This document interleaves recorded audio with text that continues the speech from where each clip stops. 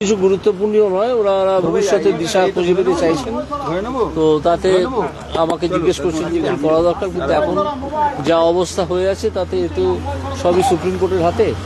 Supreme কোর্টই ওনাদেরকে গিয়ে যা বলার বলতে হবে, এবং সুপ্রিম কোর্ট সেটা শুনবে কি শুনবে না সেটাও সুপ্রিম কোর্ট ঠিক করবে, কিন্তু ওনাকে যেতে হবে সুপ্রিম কোর্টে। কিন্তু আইনের দিক থেকে ওনাদের চাকরি পাওয়ার কোনো সুযোগ আছে এর আগে? এখন আমি কিছু বলবো না, সুপ্রিম কোর্টের হাতে। সুপ্রিম কোর্ট যদি মনে করে যে ওটাকে রিভিউ করবে তাহলে সে করতে পারে, নাও করতে পারে, এখানে কিছু বলা সম্ভব নয়। গতকাল বিকাশ রঞ্জন ভট্টাচার্য বলছিলেন যে সরকার এদের মিথ্যে প্রতিশ্রুতি দিয়েছে, এদের চাকরি ফিরে পাওয়ার সম্ভাবনা এই অবস্থায় নেই। সেটা উনি হয়তো বুঝতে পারছেন, সেরকম বলেছেন। আমার সে ব্যাপারে আমি কোনো মন্তব্য করব না। আমি বরং আশাবাদী থাকবো এনারা যদি বুঝিয়ে বলতে পারেন সুপ্রিম কোর্টকে যে এটা তাদের কোনোই দোষ নেই এই ঘটনায়, তো অথচ তারাই হয়ে গেছেন শিকার, তাহলে সুপ্রিম কোর্ট ভাবতেও পারে, কারণ ভারতের নাগরিক তো।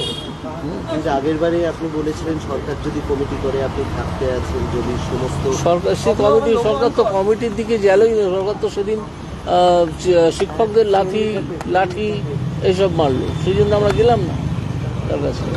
সরকার এখনো যদি মনে করেন করতে পারেন, কিন্তু সরকার কিছু করবেন বলে মনে হয় না। আইনগত দিক থেকে মানে কোনো সুযোগ আছে? না, সে মানে রিভিউতে যাওয়া, গিয়ে আশায় বুক বেঁধে থাকা যে সুপ্রিম কোর্ট হয়তো রিভিউটা শুনবে, যদি শোনে সেখানে অনেক কথা বলার থাকবে, তো সেই আশাটুকু করা যে সুপ্রিম কোর্ট শুনবে। যোগ্য অযোগ্য যে আলাদা করার সেই সুযোগ, যেগুলো যোগ্য অযোগ্য আলাদা এখানেই স্কুল সার্ভিস কমিশন বা রাজ্য সরকার করতে পারত, তারা করতে পারত, তো তারা সেভাবে করেনি। কারণ রাজ্য সরকারও চাইছে এই ব্যাপারটা নিয়ে একটা জটিলতা থেকে যায়। কারণ রাজ্য সরকারের যারা চালান সেই তৃণমূলের দুর্নীতির কারণেই তো এদের এই অবস্থা আজকে। তো সেই জন্য রাজ্য সরকার চাইছে যে আমাদের দুর্নীতি ধরা পড়ে গেছে, আমি যতটা সম্ভব এদেরকে বিপদে ফেলে রাখবো। আইনি পথে কি সুরাহা মিলতে পারে? না, ওই রিভিউ অ্যাপ্লিকেশন করবে না, আর নতুন করে আইনি পথে কি হবে? রিভিউ অ্যাপ্লিকেশনে যদি সুপ্রিম কোর্ট মনে করে, সুপ্রিম কোর্ট শুনতে পারে। রাজ্য সরকার এসএসসি যদি সদিচ্ছা থাকতো তাহলে আগে কি সম্পূর্ণ তথ্য দিয়ে এদের বাঁচানো যেত না? নিশ্চয়ই বাঁচানো যেত। জাস্টিস দিবাংশু বসাকের বেঞ্চ স্কুল সার্ভিস কমিশনকে এবং রাজ্য সরকারকে বহুবার বলেছে সম্পূর্ণ তথ্য দিতে, কিন্তু তারা ইচ্ছে করে দেয়। মমতা বন্দ্যোপাধ্যায়কে বারবার বলছেন এদের প্রতি আমি সহানুভূতিশীল। না, ওসব মুখের কথা। মমতা বন্দ্যোপাধ্যায় একটা কথাও রাজনীতির বাইরে গিয়ে বলেন না। তার রাজনৈতিক ধান্দা যেটা, সেই রাজনৈতিক ধান্দাটা কিসে পূরণ হবে সেটা ভেবে তিনি সব কথা বলেন।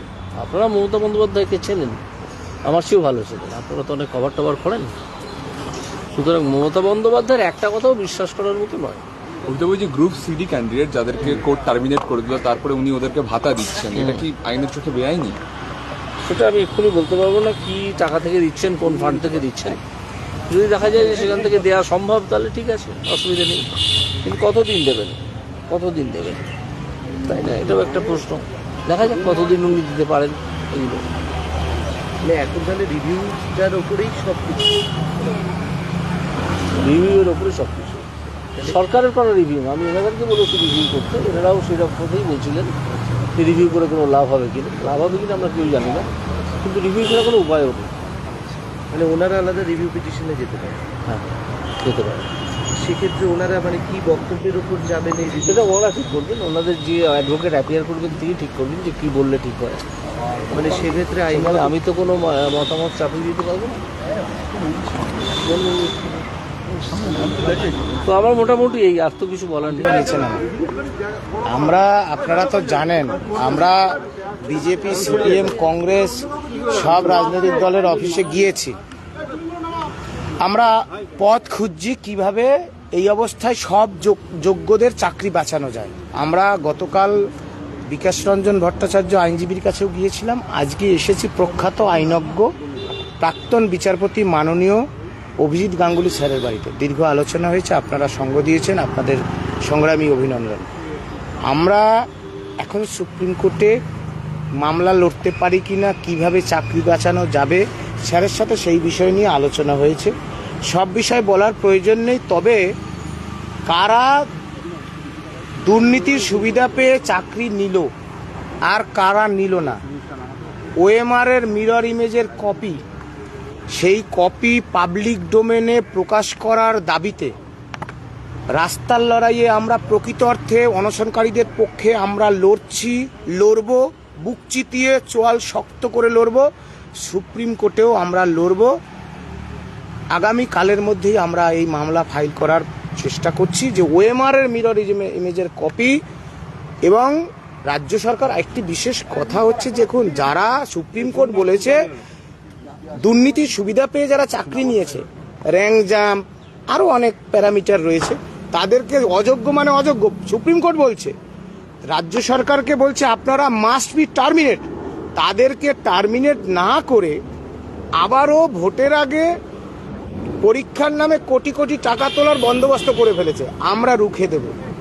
যোগ্য চাকরিহারাদের সব অংশের কাছে আমাদের আহ্বান, আমরা রুখে দেব, আপনারা আমাদের পাশে থাকুন। আপনারা আলাদা রিভিউ পিটিশনে যাবেন, যেরকম বলছেন যে সুযোগ আছে আপনাদের রিভিউ? দেখুন, অনেকেই মামলা করেছে, আমি সহ আমার কিছু সাথী শুভঙ্কর অনেকেই, আমরা এখনো কোথাও ওকালতনামায় সই করিনি। কারণ আমরা শেষ মুহূর্ত পর্যন্ত পথ খুঁজছিলাম বা খুঁজে চলেছি এখনো, যে কোন পথে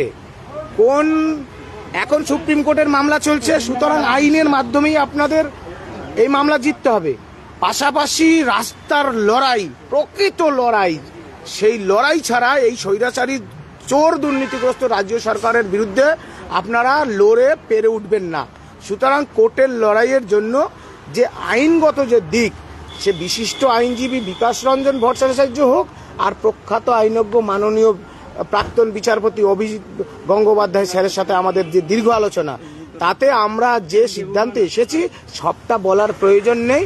কোর্টে দেখা হবে, যোগ্যদের চাকরি বাঁচাতে হবে। আমাদের একটাই উদ্দেশ্য, যারা কোনো অপরাধ করলো না, কিচ্ছু করেনি, কোনো দুর্নীতির সাথে যুক্ত নেই, এটা স্টাবলিশড, সরকারও জানে, তাহলে তাদের চাকরি যায় কি করে? আমরা এই ভারতবর্ষের সংবিধানকে যারা আমরা পড়াশোনা করেছি, আমরা সেই তথ্য নিয়ে সুপ্রিম কোর্টের কাছে যাব।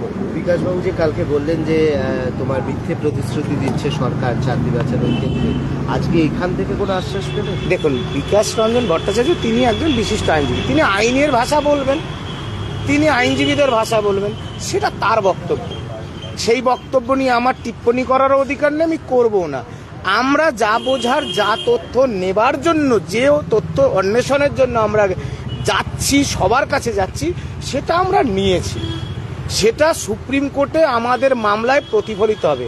আপনাদের মিডিয়ার মাধ্যমে রাজ্য সরকারকে বলছি, এই যে ষড়যন্ত্র করছেন, এটা বন্ধ করে কারা দুর্নীতির সুবিধা পেয়ে চাকরিটা নিল, আপনারা বিক্রি করলেন, আর কারা দুর্নীতিই করলো না, সেই তালিকা নিয়ে আপনারাও যান।